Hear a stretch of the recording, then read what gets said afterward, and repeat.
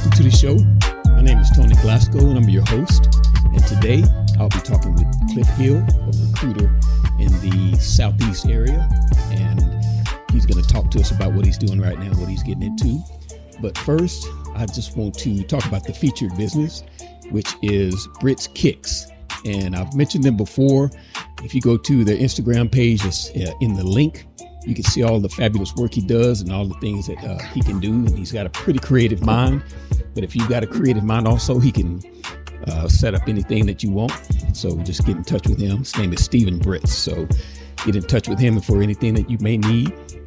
And right now, I want to go ahead and bring on Coach Cliff and let him talk about what's going on. How you doing this evening, Coach? I'm good, man. How are you? Doing all right.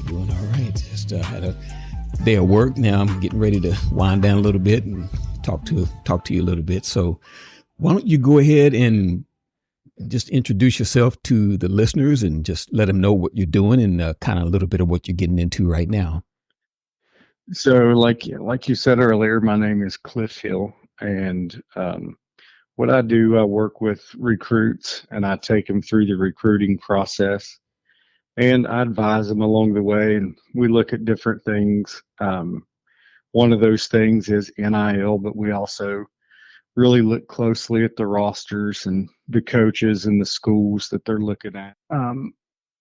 They and their family always make the final decision. I try not to sway. I just try to give them the most options possible. And if the NIL is involved, and typically it is, I try to get all the schools on the same page so that the kid can pick what school he wants to go to because he wants to be there, not because he's getting paid more by one school than another. Yeah. So do you come across that a lot? Some families, or maybe the athlete himself or herself, is trying to get as much as they can, or is it mostly they're really worried about being athletes? Well, so it's changed so much in the past really year that, so it depends on the athlete. The average NIL deal is $8,000 to $15,000. People think it's crazy numbers. Now, I have been very fortunate, and I work with a number of players that some of them are rated number one at their position in the country. So their deals get much bigger.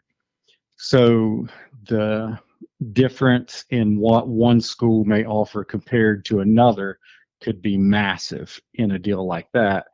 And then they do take that into consideration because it's hard to turn down a whole lot of money if the schools are pretty close. Yeah. So in that type of a situation, the money can come into play. Okay. So have you seen the opposite end of that? Have you seen a top level athlete turn down a lot of money just because he wanted to go to the school of his heart, the school of his choice? I have. Mm-hmm. Yep. I saw one kid turn down 6 figures to go to the school that he had his heart set on going, and he'll play in the NFL someday, or he should, and he felt like that school could get him there better than the other schools, and he really liked the coach and the roster and stuff like that. So yes, they do still do that. It's tough. A lot of these are young kids, and the majority of them are not wealthy kids. So when people are talking about whole lots of money, it's easy to get caught up in that. But yes, some of them still do pick the school because that's really where they want to be, and they turn down large amounts of money from other schools. Yeah.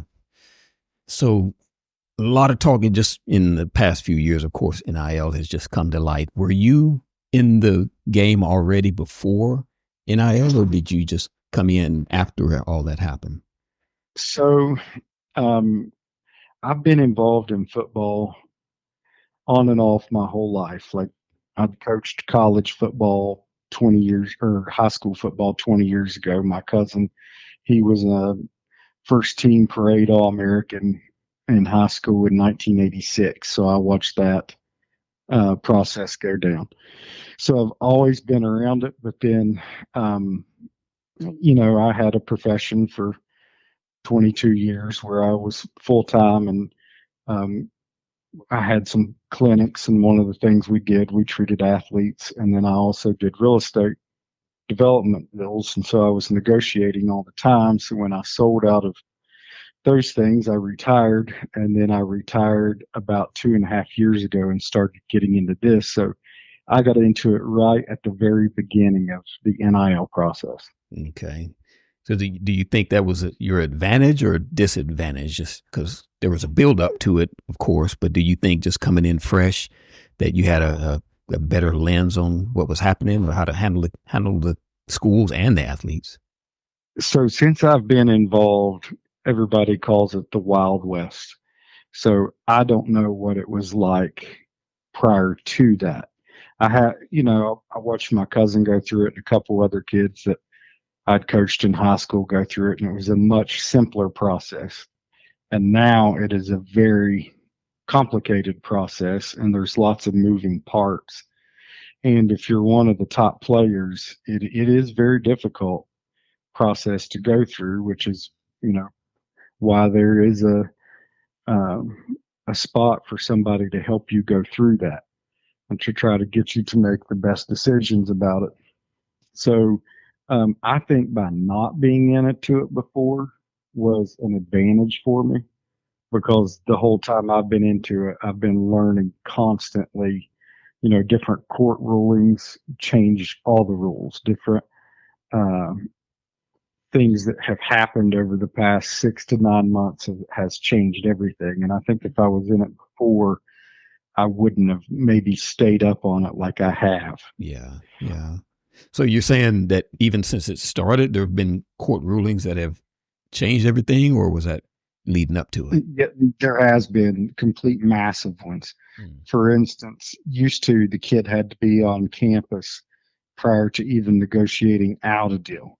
Oh, So, okay. that was not in favor of the kid at all. That was, you're already on campus. So if you didn't like the deal, you were going to burn a year one way or the other. But now, it works a lot different, and it's a lot better process, and it's evolving again to now where they're going to more of a profit sharing, a revenue sharing mode like the NFL does. And that'll kind of change the rules again, and it'll put more structure into place and Okay. kind of put a salary cap into place. So that will be much more controlled than what it has been the last year. Does that mean that, is it more like a profit sharing? Is that more like a tiered structure as far as the year of the athlete or the talent of the athlete? Well, so the money is all based on how bad they want someone to play for that school and what position that they play. For instance, the quarterback is worth a whole lot more than a center is. But if you're an exceptional center, then you can still demand, a whole lot of money as well. So what it's kind of going to now is with the revenue sharing, the schools in the SEC and the Big Ten will be expected to spend about $25 million a year on scholarship kids and for their NIL. But now that is all scholarship kids. That's basketball and everything. Now the vast majority of that 25 million, probably 17 to 20 million of it will go to the football team. And then you'll kind of work off like if you were an NFL team and you have so much that you can spend, and you have to kind of stay under that salary cap. Okay. So how does it, because, this is all new to everyone, pretty much everyone, except for the people like you that are in it and some of the athletes that's gone through. So the NIL money, does it just come from outside donors or boosters? It's money from the school as well, right? So right now it comes from what's called collectives, and the collectives are groups of boosters, and they bring in money, and then what they'll do, they'll set it up to where, a kid may have to do speaking engagements or appearances, or there's things that they have to do. They don't just give them the money. Yeah. And they'll sign a contract with them for typically a year at a time.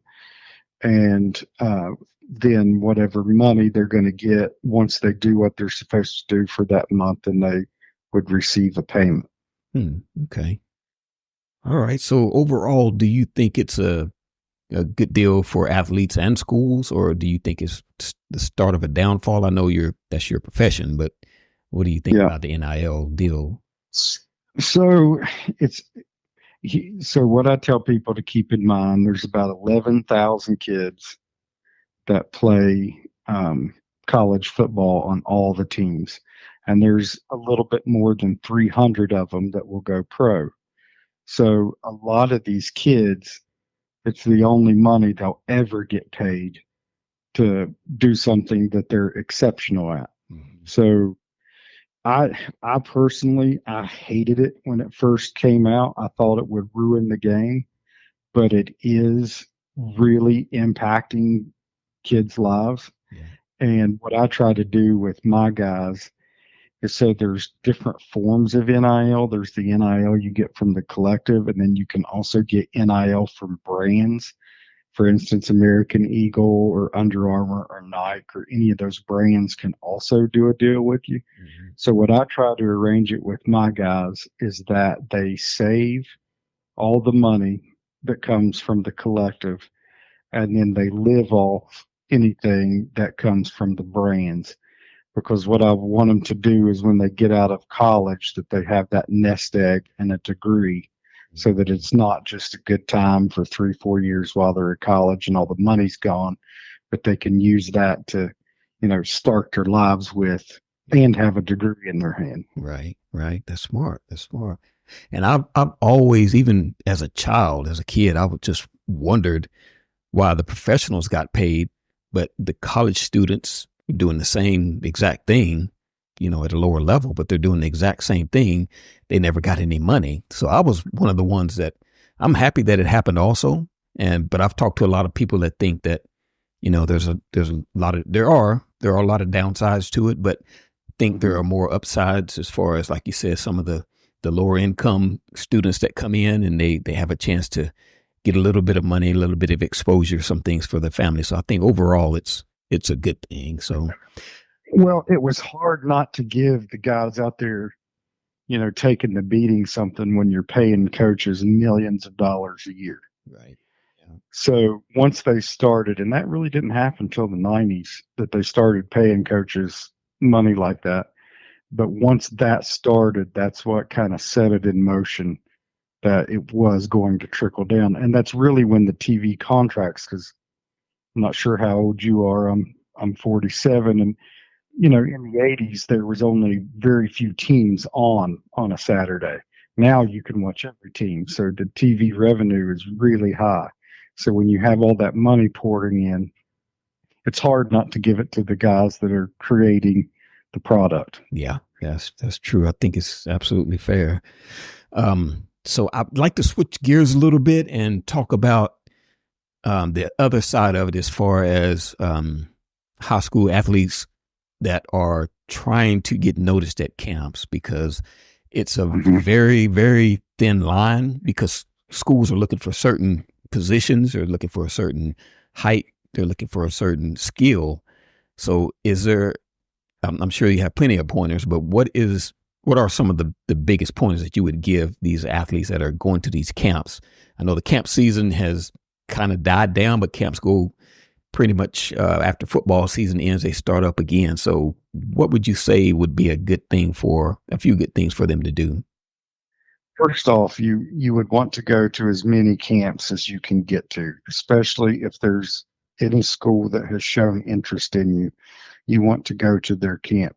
Mm-hmm. You want to obviously have a good showing at that camp. So that really starts between 8th and 9th grade. And you do that by how you work out and prepare yourself for when you get the chance to show what you can do.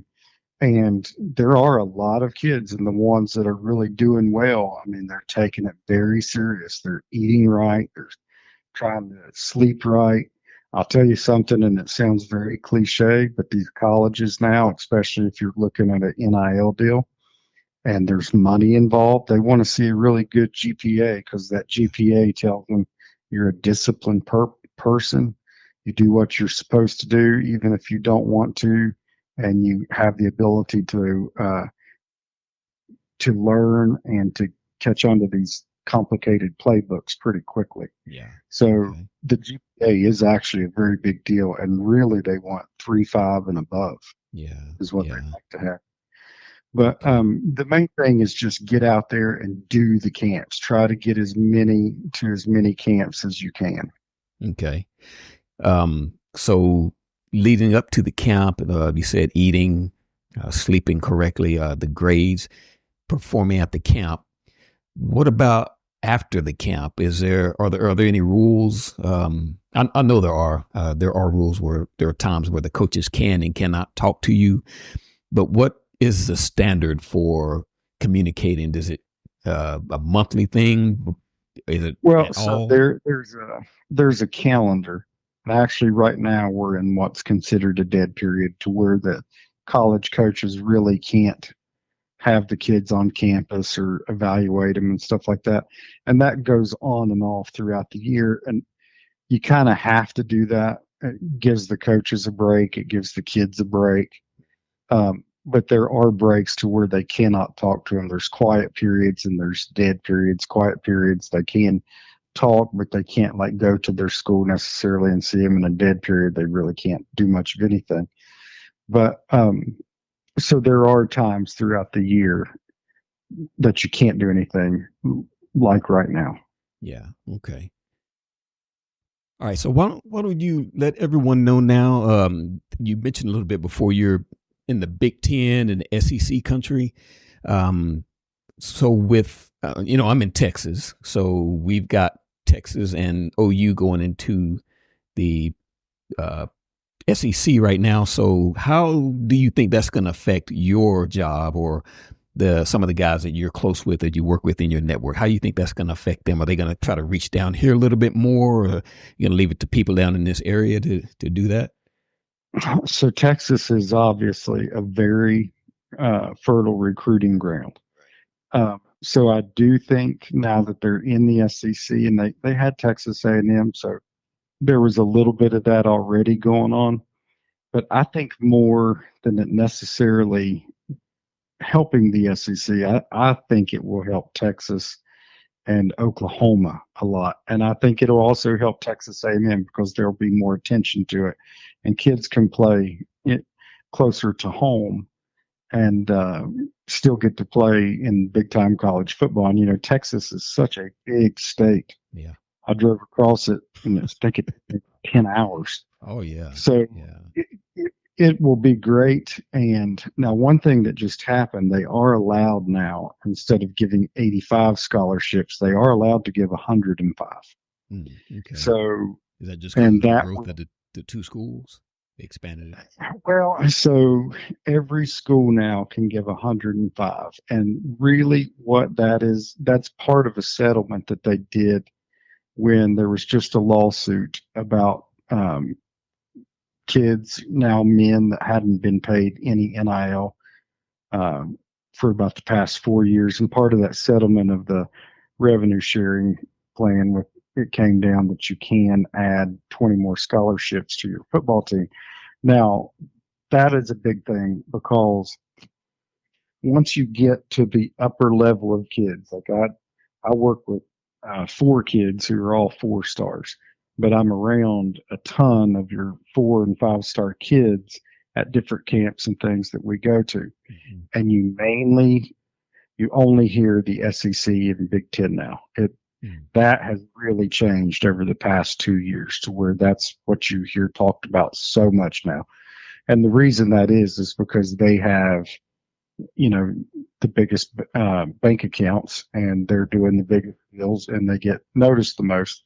And the commissioners for the SEC and the Big Ten, they are running college football now. The NCAA really is not doing much anymore. Yeah. And that's not my opinion. That's That's just how it is. Oh, really?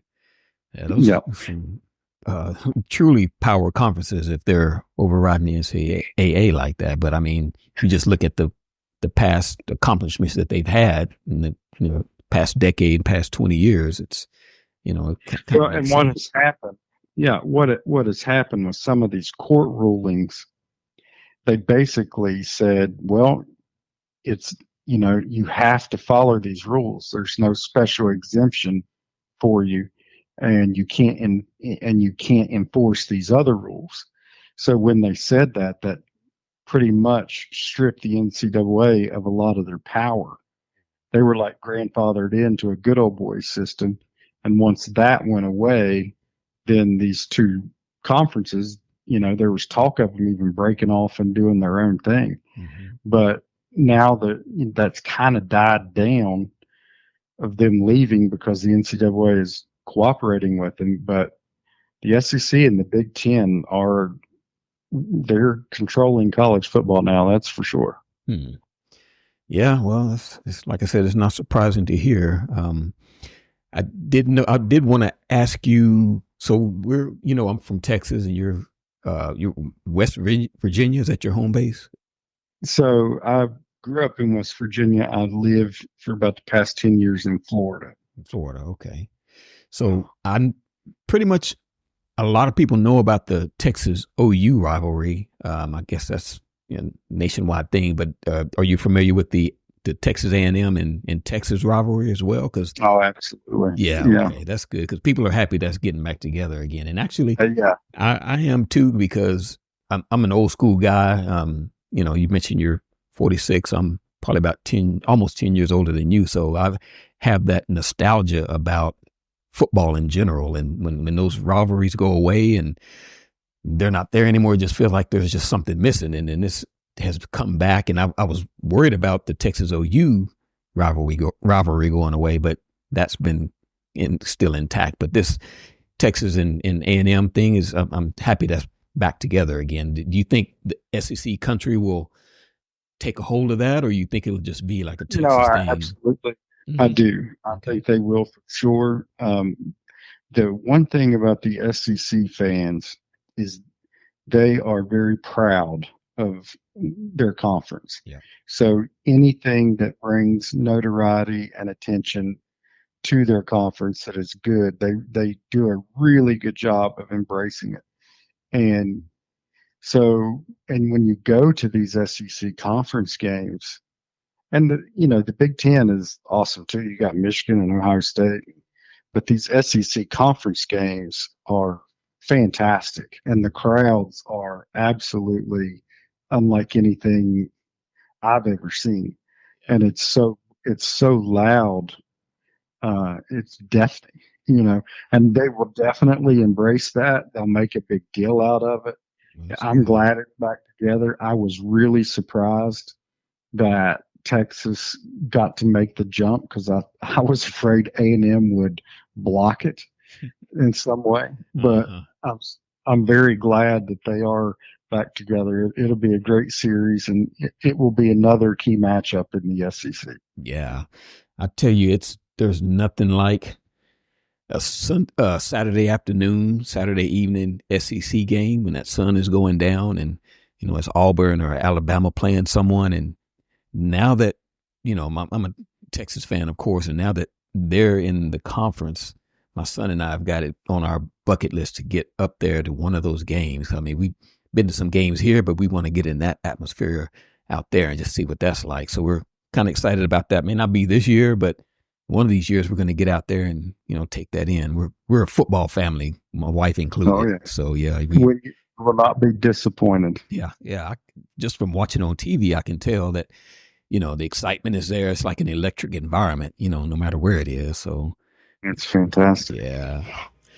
All right. Well, Coach, I'm going to go ahead and wrap it up. I appreciate your time. It was definitely appreciated. And like I said, it took us a little while to get this together, but I'm glad we did. And I will definitely be in touch with you in the future. I've got just a shipment in today of shirts shirts for my show that there's something like this. This is a hoodie, special hoodie for me. I'm not giving this away, but I've got some shirts I'm going to box up and send to you and just, distribute them out to some of your guys. Just kind of get the word out. I would appreciate if you did that. And there'll be, one in there for you as well. So I hope you disperse those and let everybody know about the show.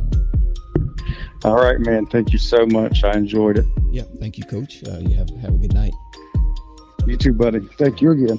All right. Bye-bye. All right. Goodbye.